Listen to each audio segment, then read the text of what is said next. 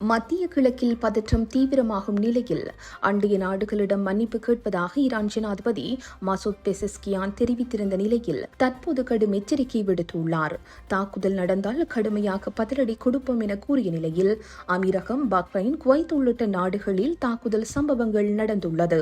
Iran மீதான தாக்குதலை America ஸ்டேல் தீவிரப்படுத்தியுள்ளது.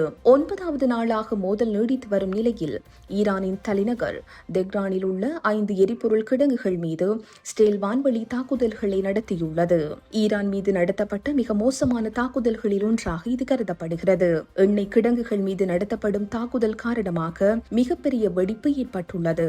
Iran மீதான தாக்குதல் தீவிரப்படுத்தப்பட்டுள்ள நிலையில் அண்டைய நாடுகள் மீது தாக்குதல் நடத்தியதற்கு மன்னிப்பு கோரியதாக வெளியான தகவலை மறுத்து பேசியுள்ளார். ஈரான் ஜனாதிபதி கூறுகையில், எனது பேச்சை எதிரிகள் தவறாக புரிந்து கொண்டார்கள். எங்கள் மீது தாக்குதல் நடத்தப்பட்டால் திருப்பி அடிப்பதை தவிர வேறு வாய்ப்பு எங்களுக்கு இல்லை. எங்களுக்கு அதிக அழுத்தம் கொடுக்கப்படும் போது அதற்கான எங்கள் பதிலும் இயல்பாகவே மேலும் கடுமையாக இருக்கும். எங்கள் நாடு மிரட்டல், அடக்குமுறை அல்லது தாக்குதல் போன்றவற்றுக்கு முன் எளிதில் தலை குனியாது. இதுவரை தலை குனிந்ததும் இல்லை என்றும் குறிப்பிட்டுள்ளார்.